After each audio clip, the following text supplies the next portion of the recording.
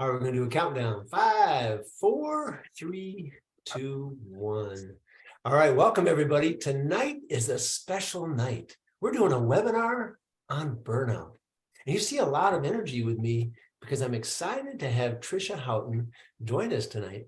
She's got her bachelor's in psychology and she's doing her master's in substance abuse, and she's really been studying burnout. And her and I started talking probably 4 or 5 months ago. And we started talking about burnout, and we immediately thought we need to bring this to the military transition audience, whether it be just military transition roundtable or the greater military transition audience, because everybody I talk to seems like they're saying, I'm burnt out. And I'm just curious with our audience here, Chris, Scotty, Josh, Matt, Kelly, did you guys feel burned out as you're getting ready to transition, excuse my voice, out of the service and into the civilian time? What's your experience? Well, if you don't mind, Matt Hamilton, I can tell you that I was med boarded from the Army. I was medically retired. Okay.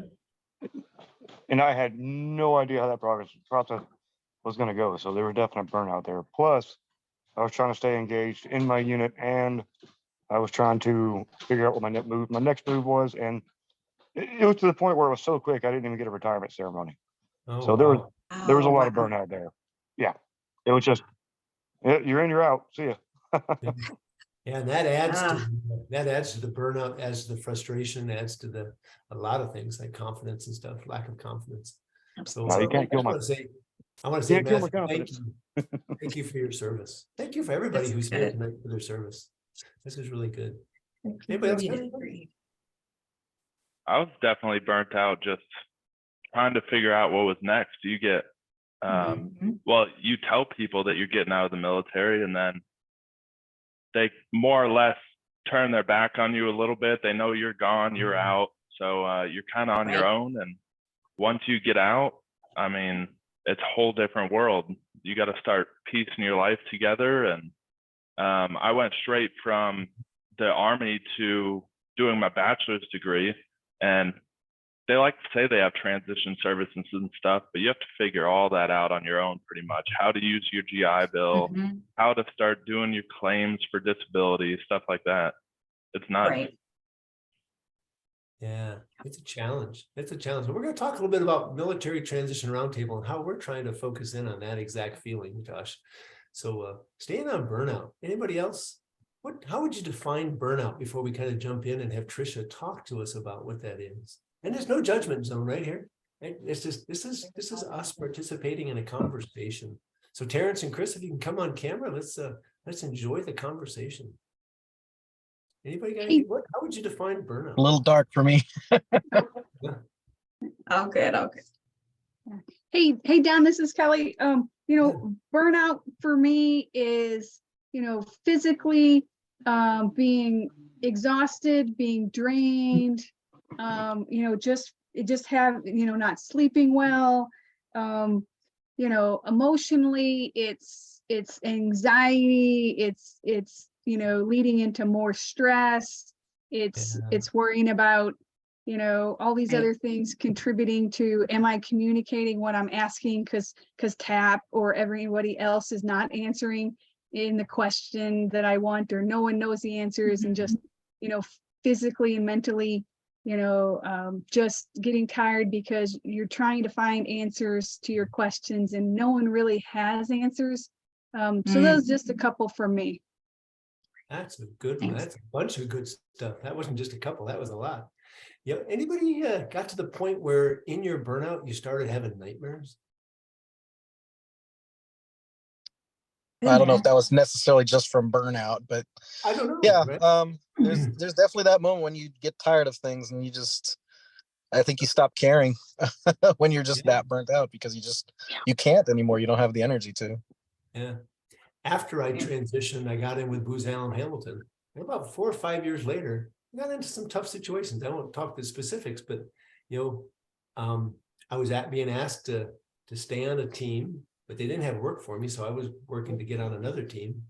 And that one boss came back and said, are you going to leave us? Aren't you going to stay with us? I'll take care of you. And I had no trust, and that was going to happen. And I started waking up in the middle of the night, sweating and basically in nightmares. And in some respects, kind of goes back to what Kelly was talking about with burnout, because I had been working so hard to try to move forward, but things just weren't there, and I wasn't sleeping well. And so there's a lot of things that can come out of burnout, a lot of signs. And that's where Trisha and I were talking last fall about what is burnout? Are we using it properly? What's causing it? So I guess I've introduced myself. I'm Don Gleason. I'm the president of Military Transition Roundtable. We flipped transition assistance on its head. We're not about giving you a lot of information. We're helping you decipher the information that you get. In fact, I'm going to share a quick slide here. This is kind of us. We do everything virtually. We're a team with accountability. We're your transition board of advisors. When somebody said, when you don't have somebody you can turn to, you feel like you're all alone, Military Transition Roundtable, who's the sponsor of this event tonight, is about bringing you together with 8 to 10 other people. And we talk and we share and we build you into your transition. So we're going to talk a little bit more about what that all entails. But can you imagine having a board of advisors to walk through your transition with? People who are going through, and experts like Matt and I. Matt doesn't have his name up there, but Mr. Military Transition Roundtable.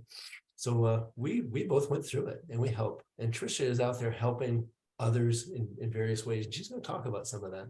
So I'm going to turn over. What we're going to do is we're going to go in parts here. I'm going to have Trisha talk a little bit, and then we're going to do some Q&A and discussion. And then we're going to go back to Trisha. We're going to have some more Q&A. So this is going to be going back and forth. I would think, and Trisha, I didn't ask this question yesterday. If somebody has a question in the middle of your talk, can they interrupt and raise their hand? Absolutely, please do. I'd much rather get the info you guys are needing than just chat at you and not have the question. So for sure, done. Yeah, so raise your hand physically or raise your hand in the reaction button. But the recording is for us and is to send to folks who signed up but didn't come for some reason, right? Things happen. Life happens. Dude, that's one thing we found out in transition, right? Life happens. So our goal is to try to meet everybody where they're at. So I'm going to turn it over to Trisha. And I think that's the key introduction is Bachelor of Psychology, working on her master's, studying substance abuse, studying burnout, in mental health counseling with folks, helping them through this process to understand burnout. And I think there's some key things here. But let's have the conversation. That's what it's all about. So Trisha, I'm going to turn it over to you. Thank you for being here today. Awesome. Thank you, Don. And thank you guys for coming. Most of you are some familiar faces, but some are new. So like I said, my one request is don't just leave me up here chatting at you guys. I want to know your questions. I want to know your thoughts and much better if it's interactive. So I'm going to share my screen because what I'm about to talk about is first, we're going to go through burnout, what it is and what it isn't, because you might be surprised, might not be burnout. So let me share this one.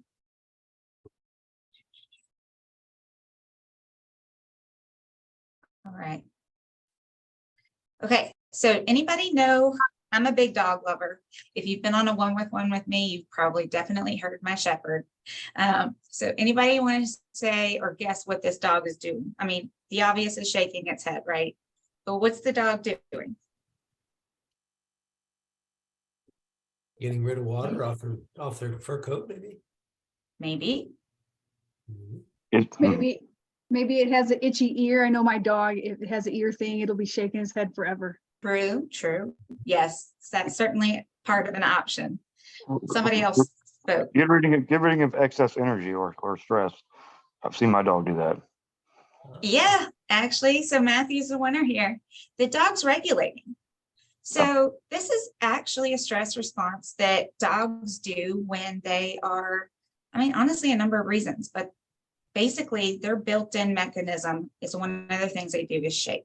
Now, I don't know if the dog knows about that or if it doesn't. However, I love to continually learning from dogs into how to treat people, as well as just, another thing that I learned while I was researching new things for you guys to kind of catch the audience. So So now what we're going to do is just going to take a look at burnout and share with you kind of very more common symptoms. So can anybody give me a common cause of symptom of burnout? I know Kelly had said some sleep, Dawn had mentioned some nightmares potentially, right? So what else? Outbursts, emotional outbursts. Okay, yeah, absolutely, Joshua. Anything else? Short-term memory loss. Yep, very true. Changes in your diet, maybe, a lack of appetite. Yep, very true. So Depression, anxiety. Yeah. yes, Scotty, absolutely. I think Kelly hit one too, which is exhaustion. You just feel physically exhausted. It's like you can't. I was working with a coaching client today. He's like, I don't think I can make a decision. I just was so overwhelmed. Yeah. So everybody's right. Any other last thoughts before I kind of move on though? However, what you're describing is more of a dysregulated nervous system than it is burnout. So I'm going to share a new screen here. And I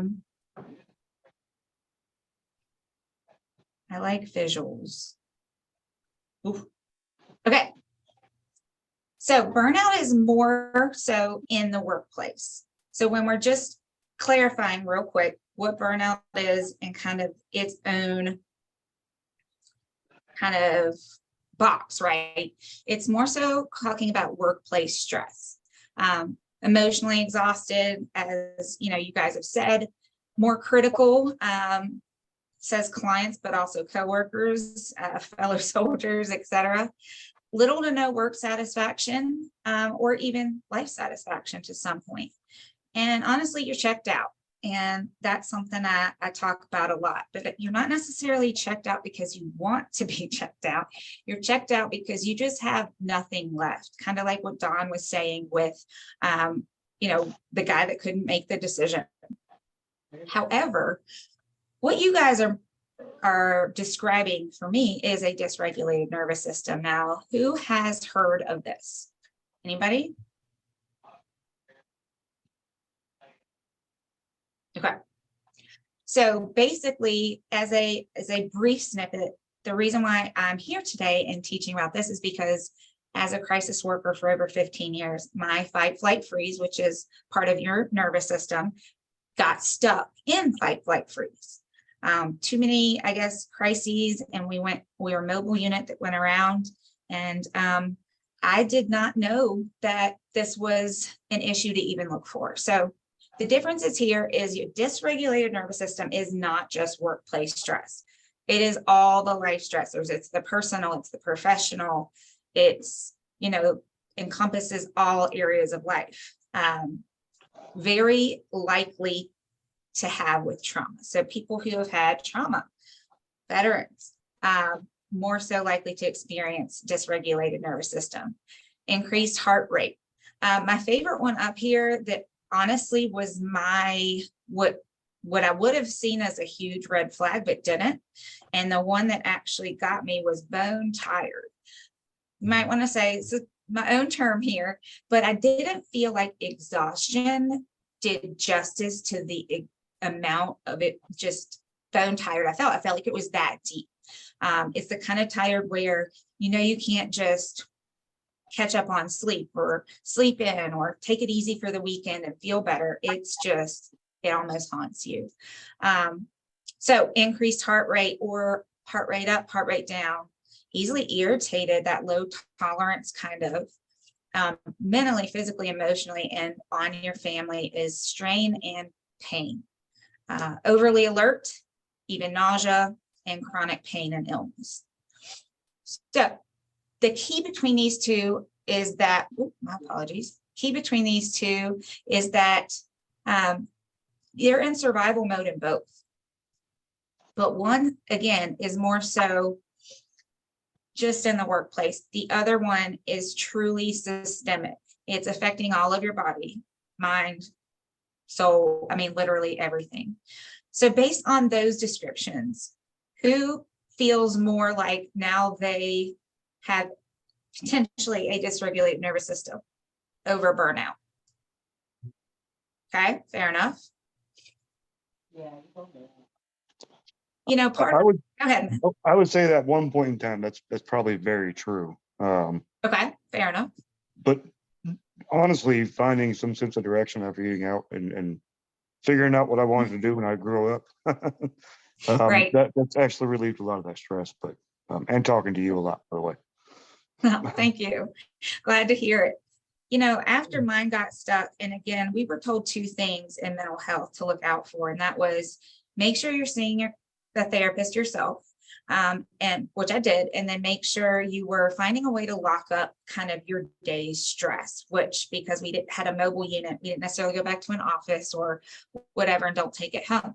I did those two things. So when I lost the ability to, whether I was awake or asleep, the long and short of it was I was experiencing, I had to pull over because I just didn't feel like I could get to work, which was all of a 12-minute commute, by the way. After 3 days of feeling like, oh man, I'm just overly tired. Like first day, it's like, okay, it's weird. Second day, it's like, okay, maybe I'm getting sick. Third day, I had to pull over because I was not confident I would make that drive safely. What was happening is that my nervous system was crashing. So from all the fight, flight, freeze, moving seamlessly, supposedly into just going to dinner with family or coming home, it got stuck, and I didn't know that this was even a possibility. So had to quit my job, had to go through a ton of medical things, and this is around 6 years ago now. And since then, have really kind of made it my own mission and feel responsibility to share this knowledge. Yes, Don. Yeah, can I ask, would it be a proper distinguishing to say burnout is, you said it's in the workplace, so maybe as you're thinking about the end of the day, you're starting to feel as you go home around family, you start to feel less symptoms. Weekends, you start to come way down. But like you said, Absolutely. on Sunday night, it starts going back up because it's looking back. But that DRNS, it's kind of always there, right? You can't find relief at home. You can't find relief in volunteering. You can't find relief in anything, even going out and playing sports. Everything just bothers you. Would that be a distinguishing? Yeah, absolutely. Okay. And honestly, what kind of, if this helps, right? So burnout, it's feelings, certainly. It is even we see a lot of emotional aspects, because that was kind of, I think, one of the first signs is, people in caring professions or frontline workers, they literally just lose capacity to care as much just because they're suffering. When you go as far as dysregulated nervous system, it is a systemic problem, and actually your brain matter has been changed from a greater degree of burnout. So burnout can lead to dysregulated nervous system. And this is what makes this so vital, because we're just post 2020 throwing the word around burnout like that's everything. And what do you do? Does anybody know what do you do for burnout? Does it go away? Do you just wish it away? Like, what do you do? Matthew's shaking his head. Anybody else got a thought? A lot of people, I would say sometimes you just need to take a couple of days off, right? That's sometimes what bosses, hey, you're Potentially, getting yep. Maybe you need to take some time off, but that's not really solving the problem. It just kind of delays it a little bit. Go ahead, Scotty. I think I had burnout years and years and years ago. I don't think my transition definitely sounds more like the DNS. Is that so years ago I had burnout, and it was like, hey, you need to take a couple of days, you need to do this. And I had a counselor say, really, just for burnout, they're like, you need to take 2 weeks at a bare minimum, so you have enough time for your brain to detach and relax before it prepares to go back again. And that was just talking burnout. So yeah, I thought that was interesting. It is. And anybody else thoughts for just treating burnout? Do things you like to do. Yeah. Take some breaks. Yeah, absolutely. Right. Okay. All this is true. I think the number one Oh, sorry, go ahead. Sorry, does the constant, it's all about the PDA, right? The iPhone and you can't get away now with email. I remember back in the 80s when I first started, you went away at 8:30, unless they called you at home. There was no emails, no phone numbers, no Right. phone. You could walk outside and you're away from the phone, you go for a walk in the woods and you're away. But now you can't. Oh, yeah. It's that constant, even if they don't call you, it's that Right. constant feel they can. Right. That just, Yeah. it just adds to it. So I think maybe where Scotty's going 2 weeks off, but it's 2 weeks away from all of that as well. Yeah. Could that be? Absolutely. And certainly, if we're talking burnout alone, right? Meaning mostly career oriented, a lot of career stress, a lot of symptoms because of your career. But, basically the remedy or something that would greatly help that is you're going to do just a quick assessment of stressors. You're going to say, what is absolutely vital that I must continue to put, food on the table or to, serve my family or just myself?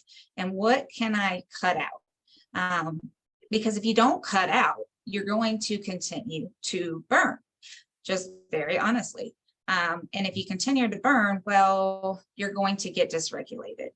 And so burnout over time, untreated, added on by things like a pandemic that's random. And I mean, stress of the world, family, everything else, right? That leads to complete dysregulation. And so here is kind of the signs, symptoms of our dysregulated nervous system. Anybody? How many? I'm curious. On this list, so we've got relationship strain, all relationships, work and home. So again, this is that differentiation there between not just work. Lack of interest in usual things. Everything takes way too much effort if you have a dysregulated nervous system. It isn't even a matter of if you like to do it, because right now what you like to do is sleep. What you crave to do is rest and not do.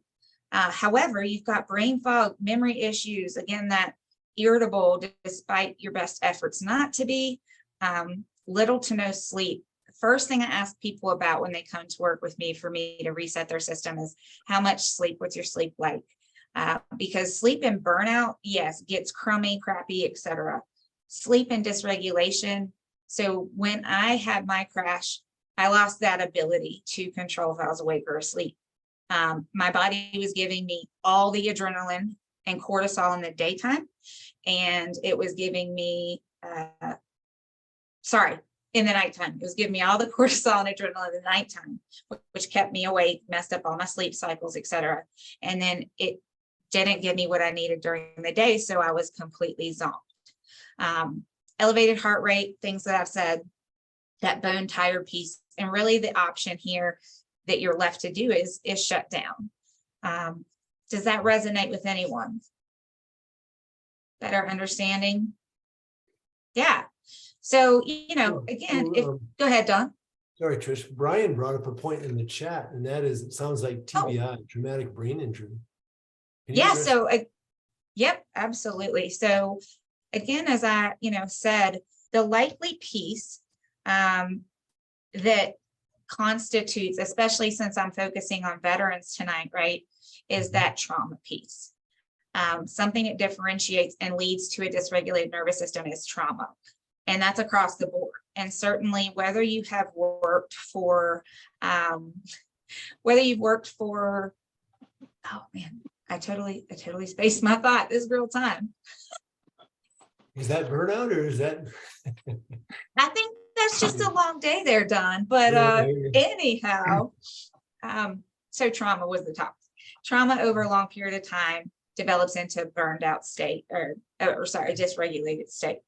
It moves through burnout. It gets to a cellular level as well.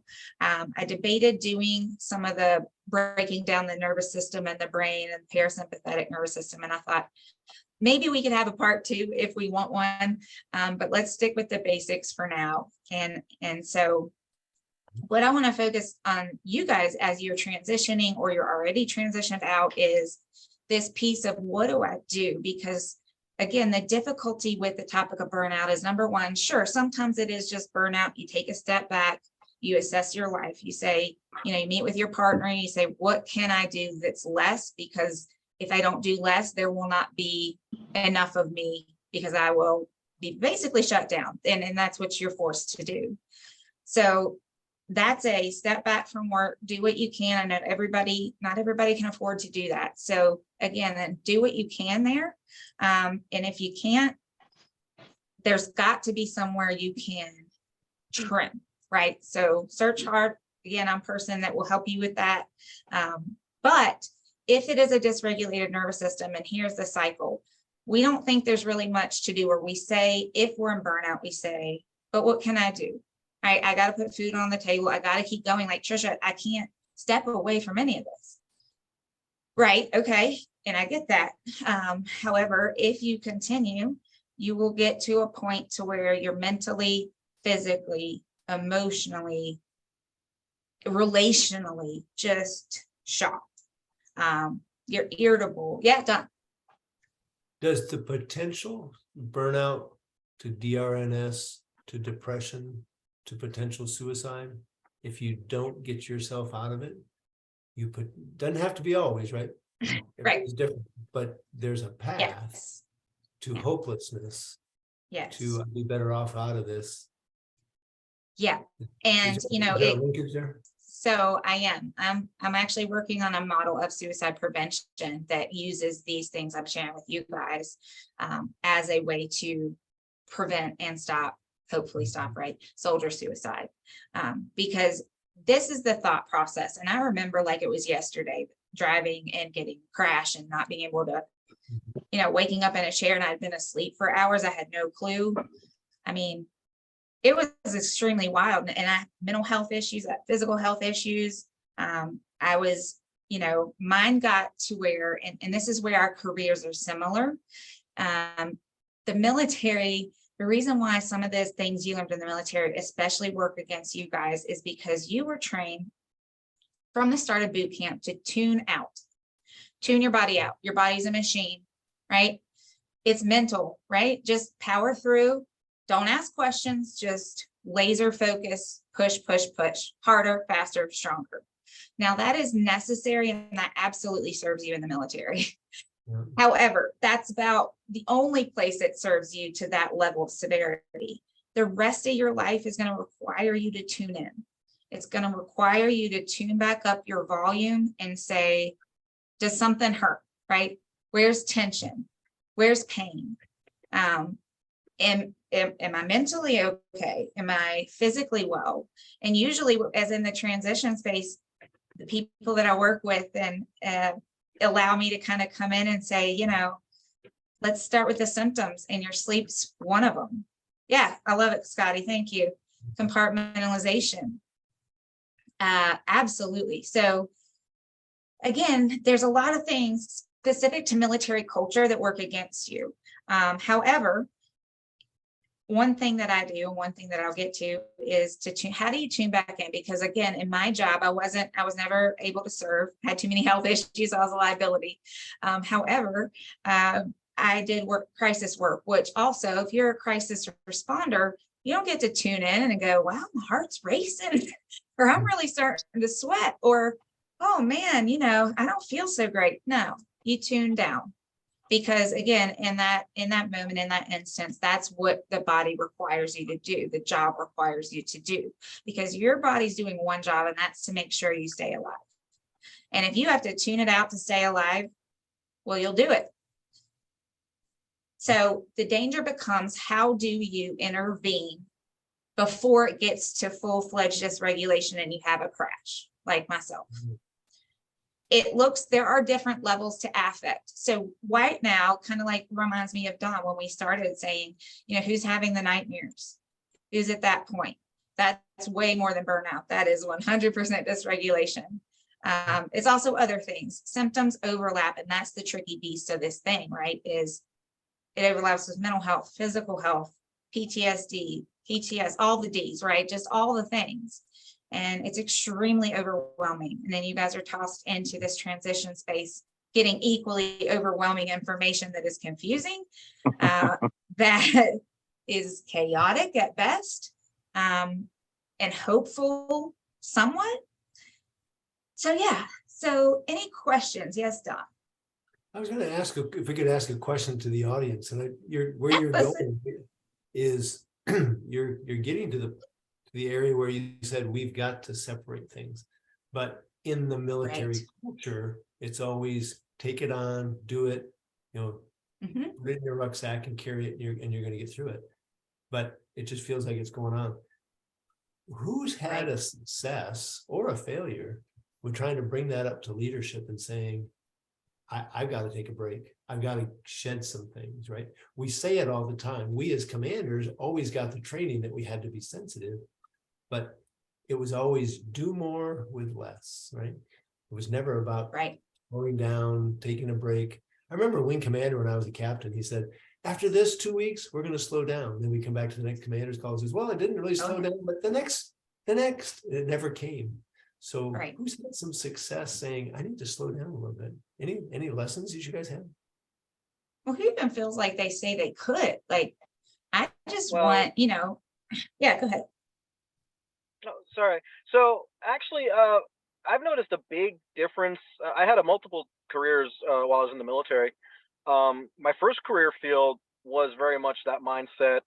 You just keep pushing through like nonstop. There's you could be dying and you're going to still work. You're not going to say anything. And no to say anything. Nothing's going to change. Now, later on in my second career field, it was very much the opposite, where that was still, a lot of people still had that ingrained in them just from being in the military. But it has become a lot more, I guess, socially acceptable to announce, or not necessarily announce, but like at least signal, hey, I'm not okay right now. I need a moment. But I think that was very specific to my career field in intelligence, where they were very aware of like the stress that it put on people's, mental state, having to deal with some really crazy stuff on a daily basis. So it was still really uncomfortable for a lot of people to, just come forward and say, hey, I'm not okay. I'm burnt out, or I'm suffering from something, or something's wrong. Right. And it's hard for people to want to like even just admit to that, just because it's, it's like a part of you. So you kind of feel like, hey, maybe I don't even want this to change, but that could just be you being used to being miserable, Yeah. But I mean, I think I had good results talking mostly with some of the people that I dealt with, because it was taken very seriously. So I think it's really a culture thing too. However the culture is around you, whether you're going to be able to feel comfortable getting that kind of help. Terrence, if you don't mind real quick, I gotta agree with you, man. I was a PSYOPer when I ended the Army, but I first started out as a Cav Scout, which, go ahead and make fun of them, but either way. In the combat arms world, it was, if you were broke, you were weak. But once I got to the special operations community, my commander was actually pretty good about making us take breaks when he saw it. Like he had to force me to kind of step back when I was getting medically retired, and made me push off some of my responsibilities, because he could see it, but I couldn't. You know what I mean? But it comes down to leadership. Absolutely. It really does. Yeah, that's a big part that I. Yeah. Sorry, And Terrence, did I cut you off, Terrence? Oh, no, you're fine. Okay, go ahead, My bad. Trisha. Yeah, you're good. So honestly, I developed this approach because I'm quite nervous about our future leaders. And what I noticed was like what happened with me once I found out, because I thought, okay, the veterans better know this, because I asked my colleagues, and I had literally hoped and prayed. I just really missed the main ticket, like what to notice, and that everybody else knew, because then they would know and prevent this from happening, because it is preventable largely. Stress is not preventable. Burnout to some degree is not preventable. However, getting worse is. And so basically, I decided not only were the veterans and you guys in great need of this information, because like I said, that culture just builds you into this machine. However, CEOs, business executives, leadership as a whole, same thing. And I was observing there is low quality of life, low leadership going on. And well, why is that? Well, if somebody's just barely getting through their day and they're just check marking, and to some extent, that's not their fault because most of them don't know what we're talking about now, a dysregulated nervous system, that it's deeper, right? Because burnout over time changes your brain matter and moves into dysregulation. So what I put in the chat to Brian talks about a TBI. It is a type of kind of injury to the brain, which again, we can circle back to. It's a deeper topic, but I'll leave it there for now. But the motto was to teach leaders, and what I do is I train leaders to recognize these signs and symptoms. Let me, if they will, come in, train and teach what the symptoms are, a lot of like what we're doing here and what can be done, because the great news is you can reset your system. This is not I have to say, well, good luck, Matthew. Here's a pill and like work up some coping skills and like, it'll be okay. No, but it can be reset with a holistic approach. And here was a screen I wanted to. Before you go to symptoms, can I do a kind of a commercial break here? Oh, 100%.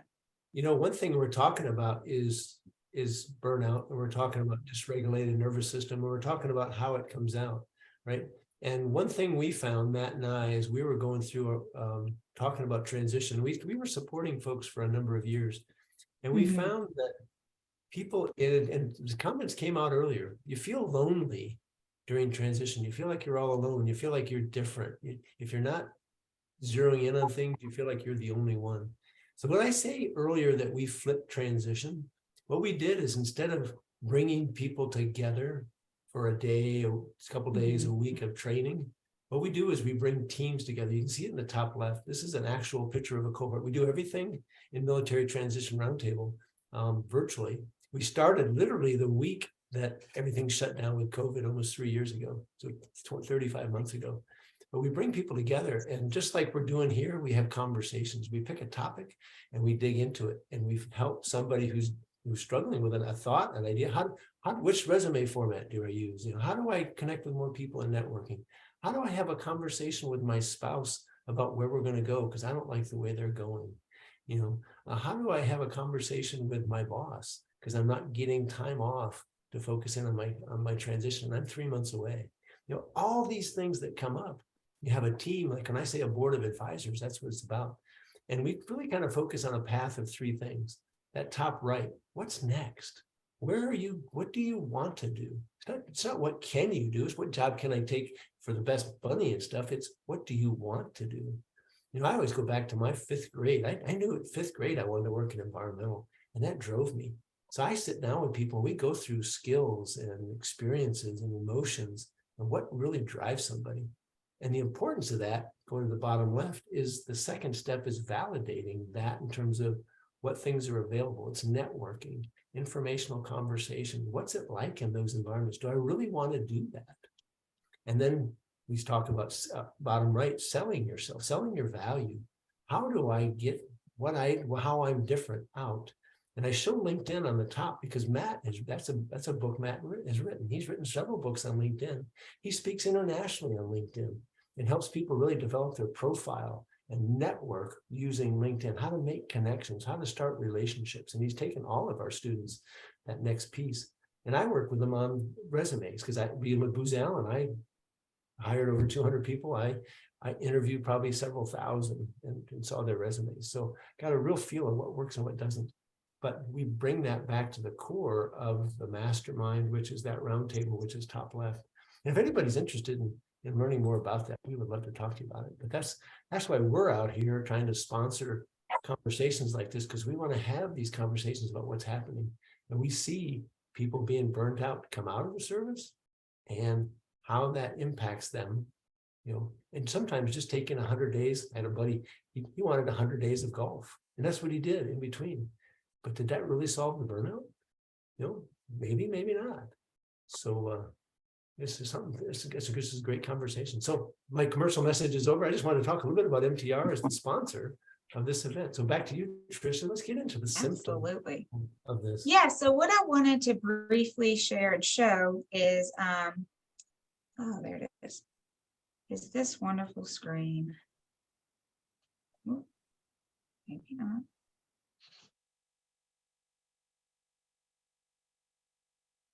Okay. No, that would not be it. All right, guys. Lost it here. Okay, so while Looks like a nice I'm spreadsheet, finding, huh? oh, there we go. There we go. Okay. So, reason kind of a lot, as I see in the chat, right? We're talking about PTSD, some questions about TBIs and more likely. So the reason why this is particularly important for veterans is my TNT message, trauma and training, which I just covered, right? So you were trained to tune it out. The rest of life, though, you got to tune in. I've recently encountered some SOF guys who were trained and are trying to be trained a little bit about this, but not exactly in this way, and not in a prevention piece, not in a reset piece. But a dysregulated, as I put under here, dysregulated nervous system can manifest as appearing shut down, lethargic, out of it, or oppositely, stuck in or the go in the on position while trying to minimize feelings of internal chaos. Anybody resonate with that one? Yes. Yeah. It feels so opposite, right? Because you're like anxious, exhausted. And you're fighting irritation, but you simultaneously care. You know, you go home to your family, which is what you want, or so you think, but you've got nothing left, and that's not your fault. So let's see. I'm checking the side here. Wasn't specific. Yeah. Absolutely. So let's go to Don. What did you ask me? This one.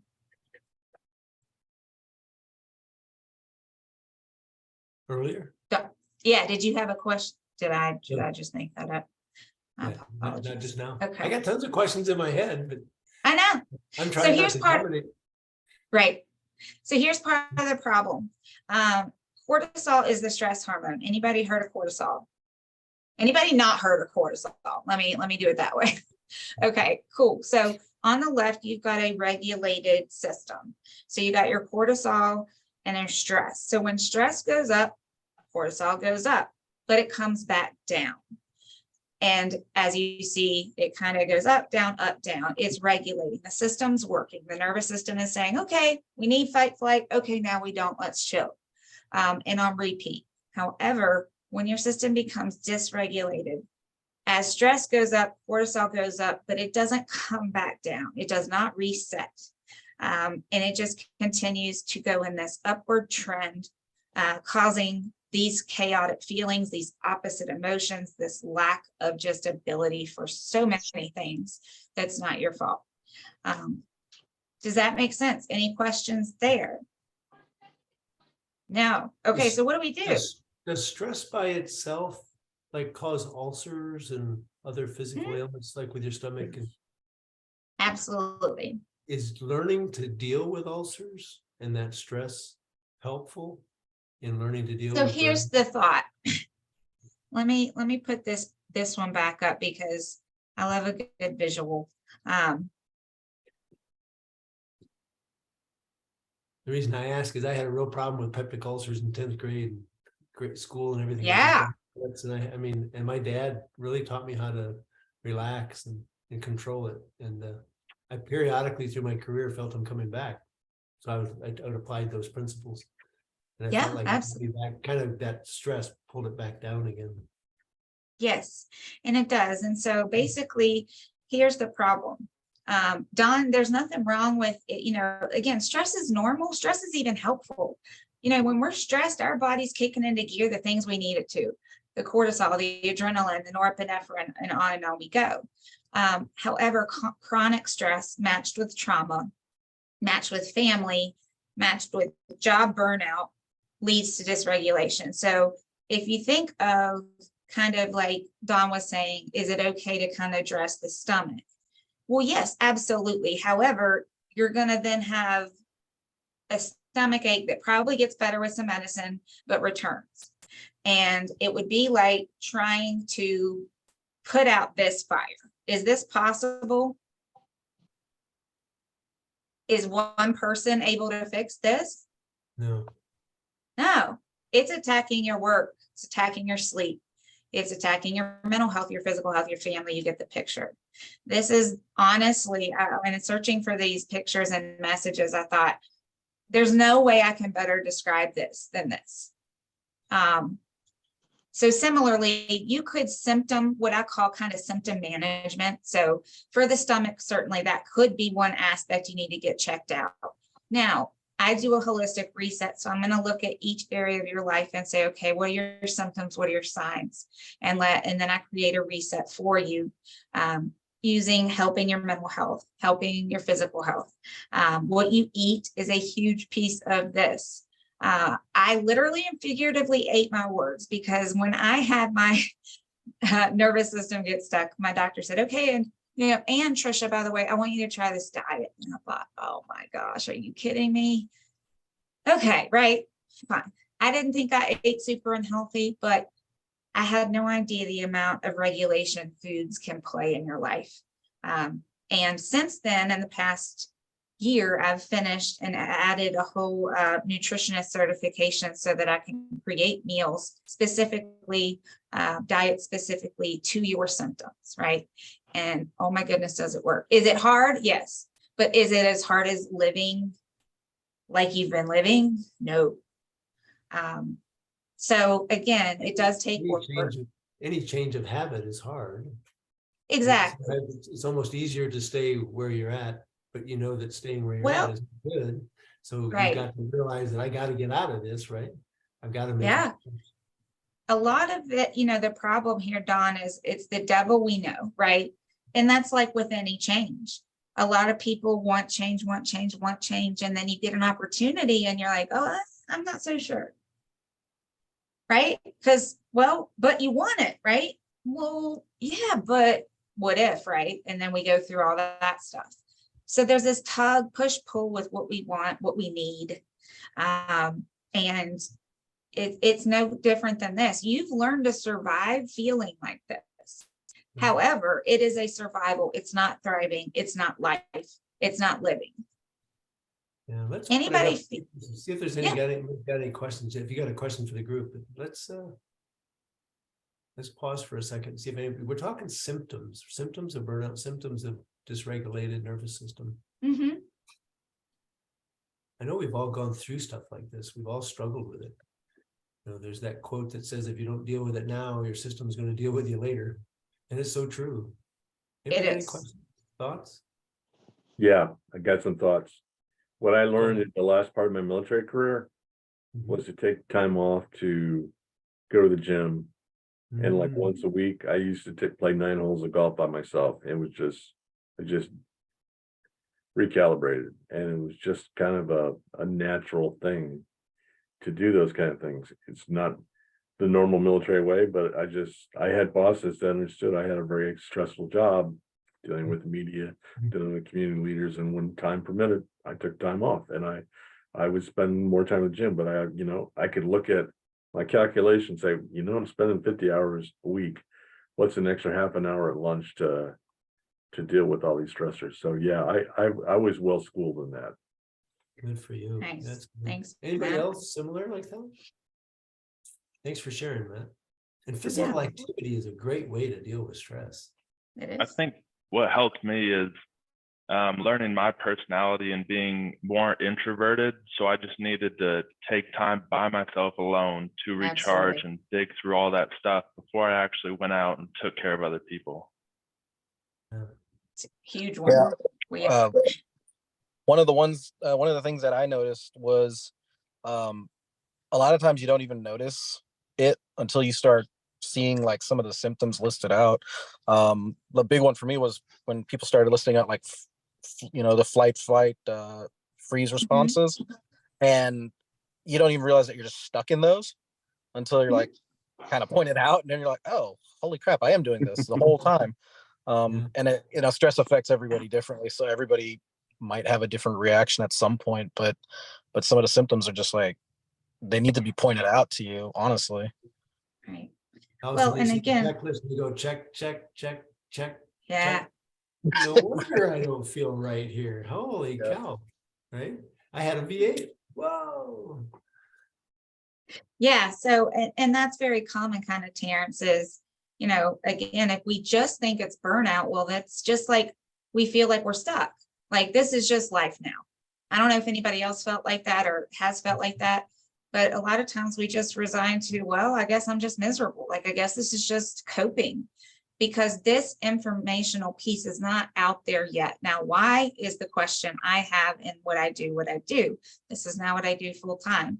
I'm a contractor. I do resetting and trainings and education and collaborate, because I don't want this to happen to you guys. I don't want it to, you know, honestly, if it gets to a point where you have to take a step back from your career, do it, because it will continue to go downhill. If it's a burnout, here's a good thought. If it's burnout, you take a step back, usually that helps. And if you tune in, right, usually that helps. If it's dysregulation, you're going to step back from your career, you're going to have a break, and then you're going to come back in, and it's going to come right back, and it's going to come harder and stronger than it was before. So time can help, certainly. Switching to being out of that work environment, that culture, can definitely help. So as a bonus to our transitioning service members, you are at least getting out of that culture that has somewhat, in a way, not done you well, right? And so we're transitioning to a civilian culture, and we got to learn, what do we shed here? Because I know a ton of people are super intimidated to take off the uniform, so to speak. However, there's a whole lot. We're taking you out of the military, not the military out of you. It's as much or as little as you want it. The community is strong, and that's the great thing here. Leaning into things like the community, the veteran community, utilizing, not all of the cultural aspects of the military were bad. It's a community, honestly, like I've never met, and I feel very honored to have been, you guys let me in, and I greatly appreciate that.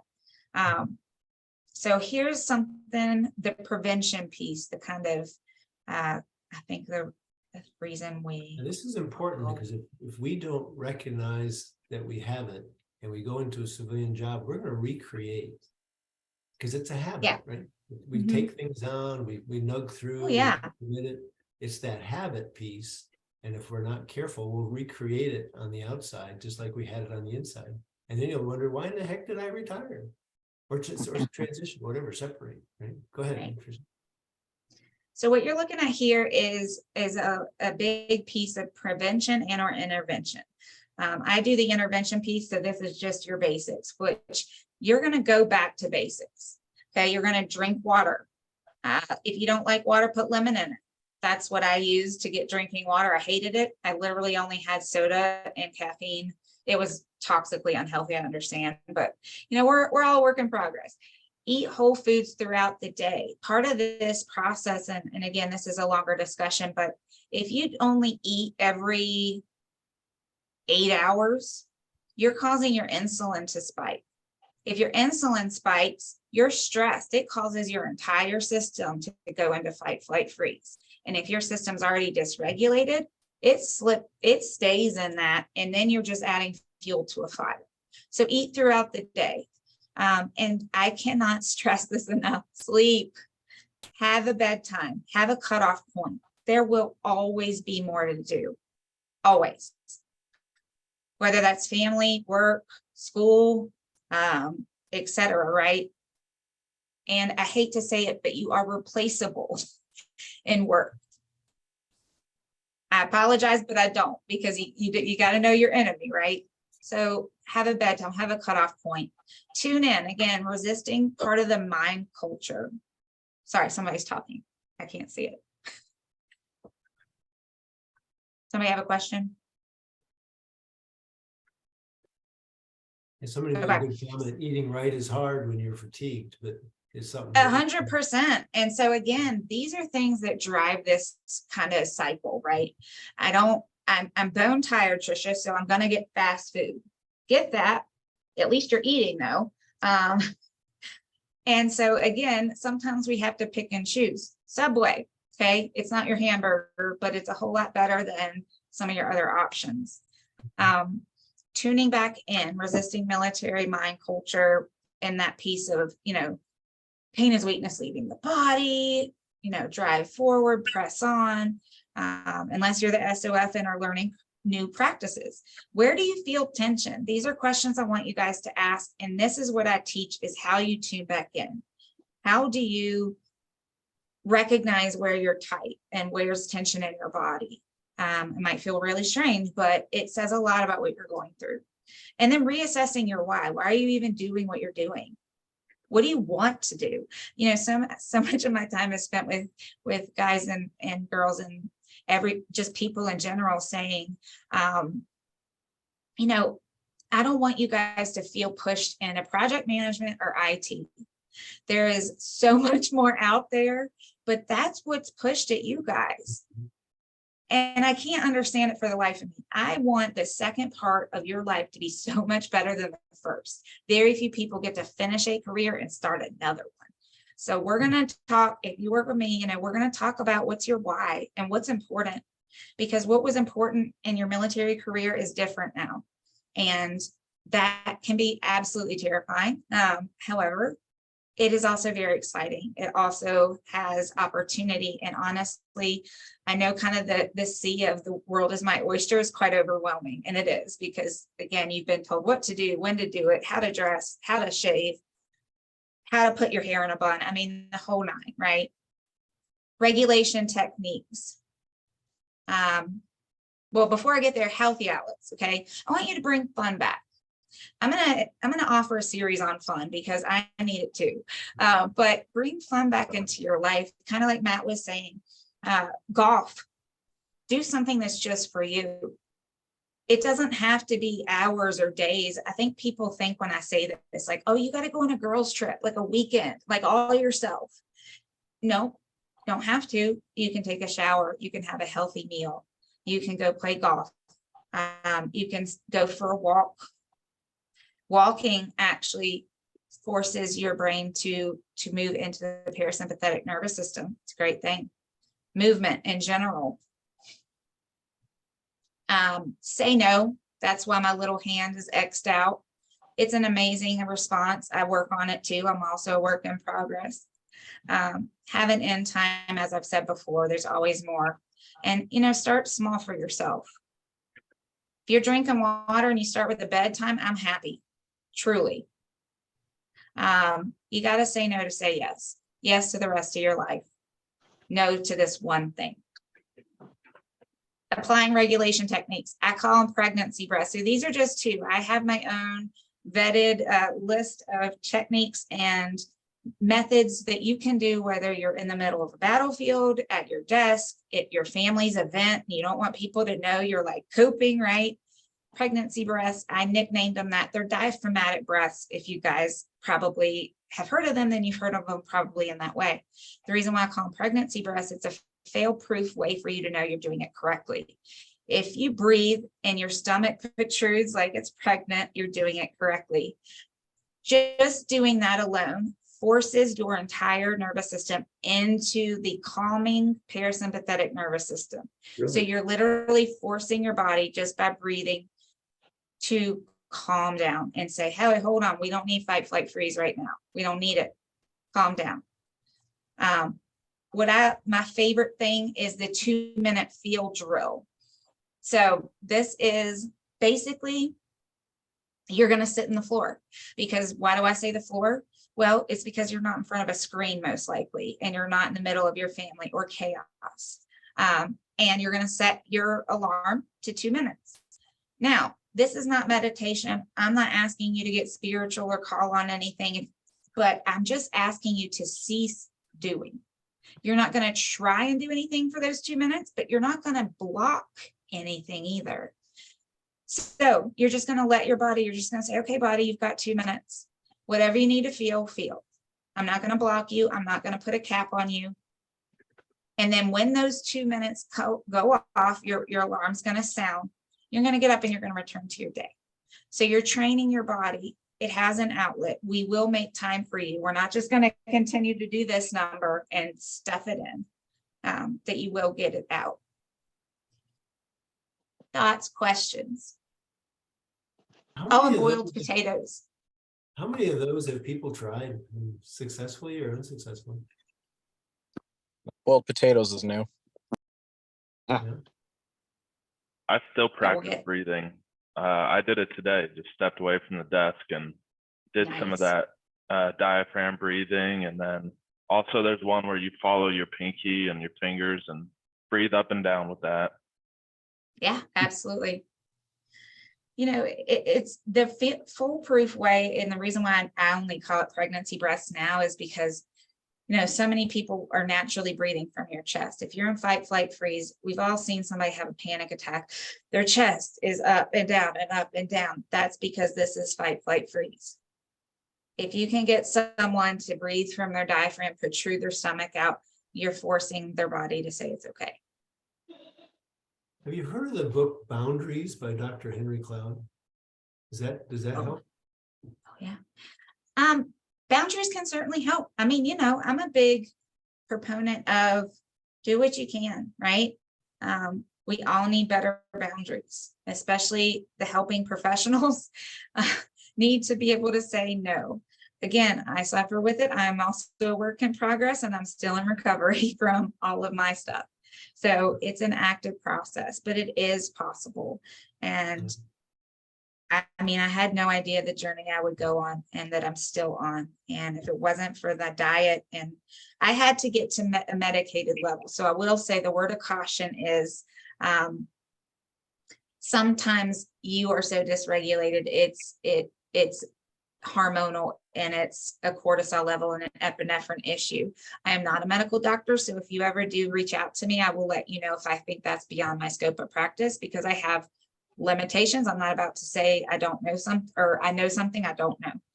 However, usually what I find is unless you've had a very similar experience, nearly identical to mine, and you're getting through your everyday, even if it's very difficult, then usually we can reset that and you don't have to feel that way. So Yeah.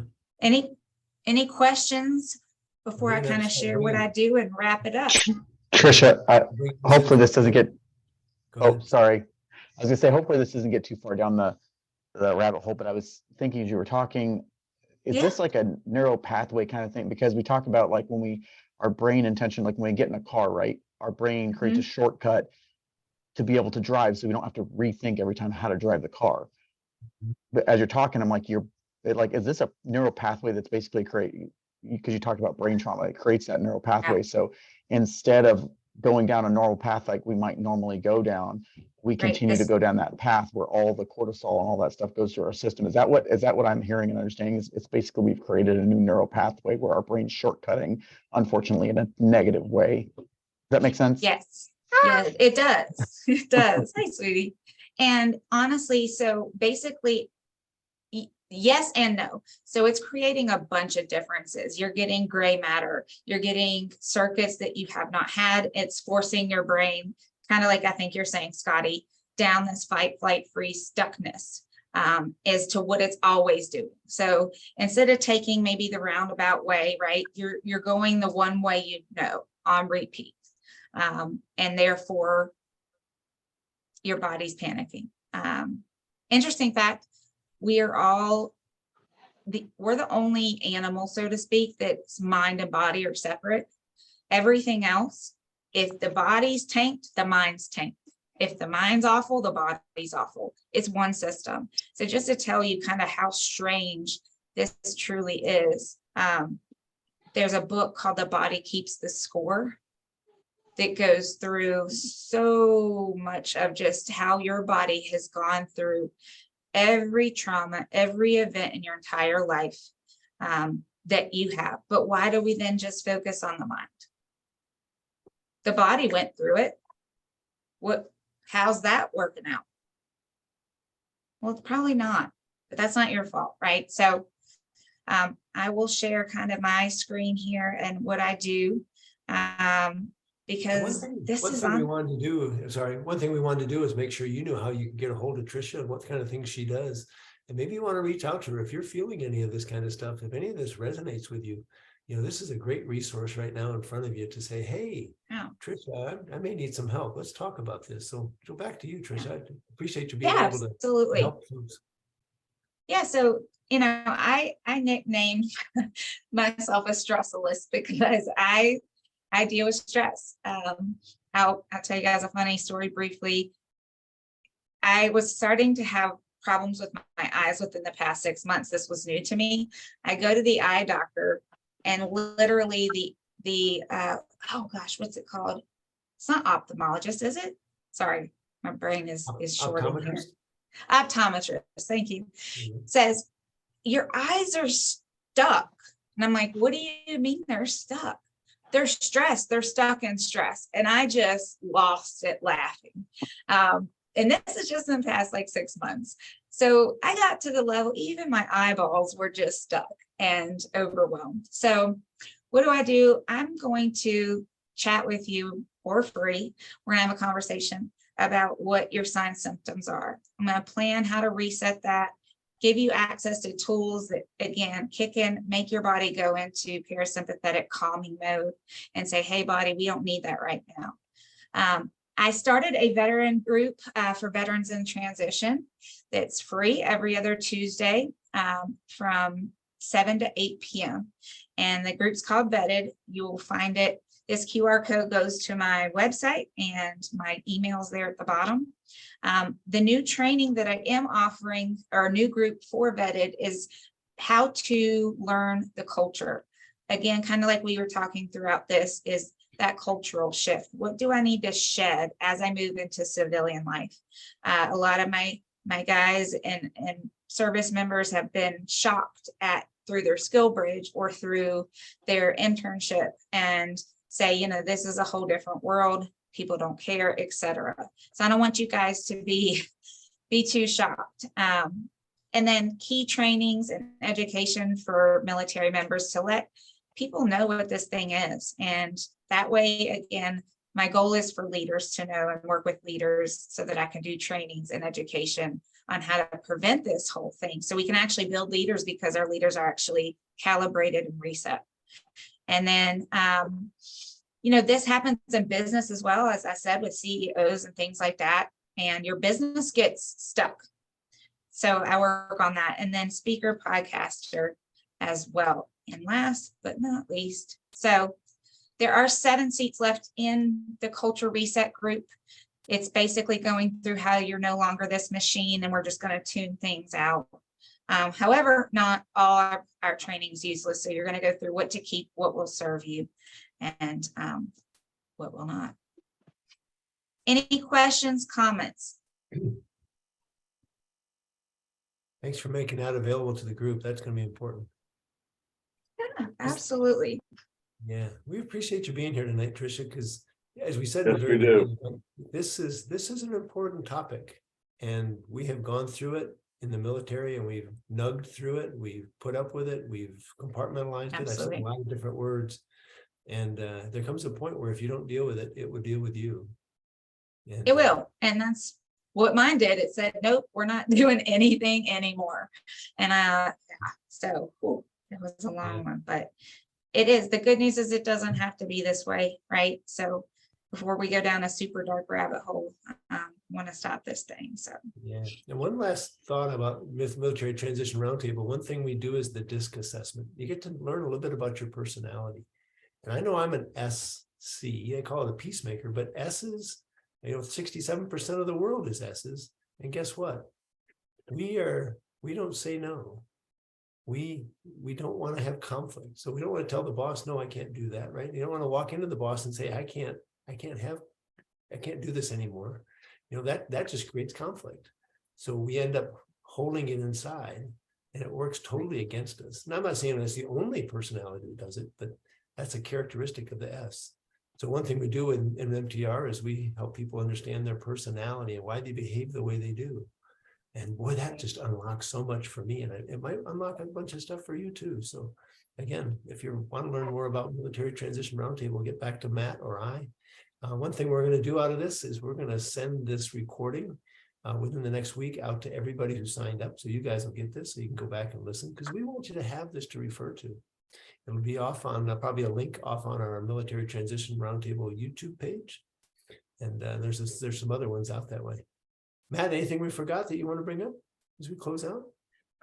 Yeah, real quick thing. Don and I always welcome LinkedIn connections, and you can find us that way. I put my my given name, which is DMatt, and I did that because I found I was not the only match here on the LinkedIn planet. So please reach out to me. That way we can have another conversation about MTR and what we offer. You've got people like Kelly who can attest to the kind of things that we do. And you know, you're gonna find that we have a different approach to transition than other people, which is we're gonna help you look at some of the situations that you're facing, and you're gonna say, "Hey, I'm not the only guy who's got that problem." So we'd love to have you. We'd love to work with you. Just feel free to drop us a line. We've got your information here, but if you want to be proactive, reach out to us tonight. It's like in my DMatt, Don Gleason, Don L. Gleason, by the way. Don L. There's 67 Don Gleasons. Would you believe that? But there's only one Don L. That's Gleason. right, because I told you to put that middle initial in. Yep. Oh, All right. all gotta play the connection game. Thank you, Don. Thank you, Matt, for having me, and all of you that have come. Truly appreciate it. We If you feel guys think- comfortable if you guys sharing think- it. Sorry, if you guys think we need a second session, please let us know. Send us a note, right? Get us on LinkedIn, send us a note. We'll schedule Absolutely. Trisha back in again, because this is one you can do quite deep Thanks a into. bunch, Trisha. You're welcome, Terrence. Thank you. Absolutely. Thank you, guys. Trisha, you were awesome. I'll send you a note, Don. Absolutely, second session. All right, super. Good to hear. Thanks, Brian. Thanks, guys. Have a good evening. Thank you for having you. me. Thank you Thank again. you. Great session. I'll be reaching out. Take care. Thank Sounds you. good, Matt. Thanks. Yeah. I'm gonna go ahead and hit the record. Do you have to stop record button?